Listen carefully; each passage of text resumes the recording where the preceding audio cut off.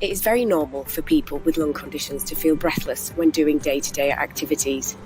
But this breathlessness can be worse if you have a chest infection, an exacerbation of your condition, or if you are recovering from either of these. Feeling breathless can cause people to feel anxious. However, anxiety can cause the fight or flight response in the body, which will increase your breathing rate and heart rate further. This itself can cause more breathlessness. If you understand your breathlessness symptoms, it will help you to manage them to avoid anxiety. It is important to not avoid tasks that make you feel breathless, as this can reduce your strength and ability.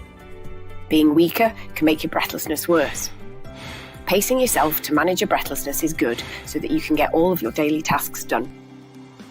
Remember, breathlessness after activity will settle. Practicing techniques to manage your breathlessness can improve your confidence and help your breathing to settle. There are various different positions that can be used in sitting or in standing to help ease your breathlessness. One technique that many people find can be useful is the forwards lean position. It can often be used as a recovery technique after activity. It can be done in sitting with forearms on thighs or in standing, leaning on the back of a stable chair, sofa, or a kitchen work surface. Make sure your shoulders are relaxed, hands and arms are floppy to reduce tension in your upper body. This helps to reduce the effort of your breathing muscles and helps to allow everything to expand as much as possible. Another technique that people find useful for recovery is upright sitting. Sit on a firm chair with your back straight. Try to relax your arms onto the chair arms or onto your thighs. Ensure your hands, arms and shoulders are relaxed. Finally, a position that might be useful when out and about in daily life is leaning backwards or sideways onto a wall or a stable surface. Lean against the surface with your feet approximately 30 centimetres away from the surface. Try to let your shoulders and arms relax. There are many breathing techniques which can be very useful in helping to either control breathlessness or to aid the recovery after exertion. They are best used at the same time as the positions of ease that we've just covered. Pursed-lip breathing is a very good technique to assist recovery, particularly at the same time as the forward lean position. It can also be used during activity. Try to breathe in through your nose if possible. Breathe out through your mouth, but as you do, purse your lips. Think of the shape you make with your lips when blowing out a candle or whistling. This is the shape we want your lips to make during the out-breath. Try to make your out-breath longer than the in-breath. And with each breath, try to slow the breathing down and lengthen the breath out. Rectangular breathing is a good technique to assist in controlling your breathlessness. It can also be very good for when you feel anxious about your breathing. It helps to slow the breathing and gives you something to concentrate on. Think about a breathing pattern as a rectangle. Match your breathing to the shape. Shorter in-breaths, longer out-breaths. In for 1, out for 2.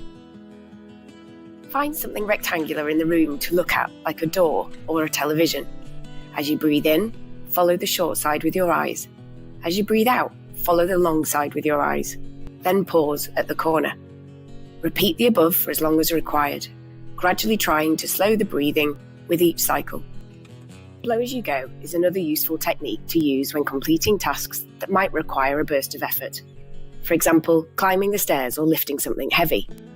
It is important to not hold your breath when completing strenuous tasks, as it might worsen your breathlessness. The key concept with this is to blow or breathe out for the most effortful part of the task. For example, breathe in preparation, and then breathe out when lifting a box. Paced breathing is a technique that can be used during activities as a way of trying to keep your breathing under control. It involves timing your breathing, either whilst counting in your head or breathing in time with your steps. For example, when out walking, you might breathe in for 1 and out for 2. This can be varied depending on what feels comfortable for you. Another thing that people find useful is having a handheld fan or being near an open window when feeling breathless or in the heat. This can help to ease the sensation of breathlessness due to the feeling of air on the face.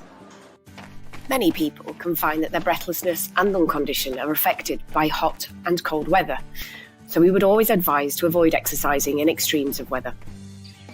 In warmer weather, it might be useful to try to exercise or complete your more strenuous household tasks in the morning before it gets too warm.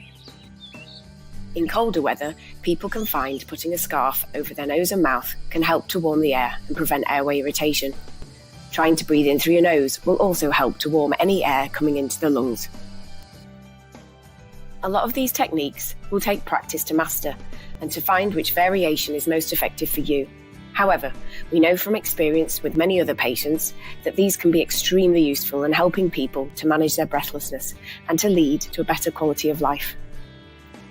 You can scan these QR codes for more information and resources on breathlessness management.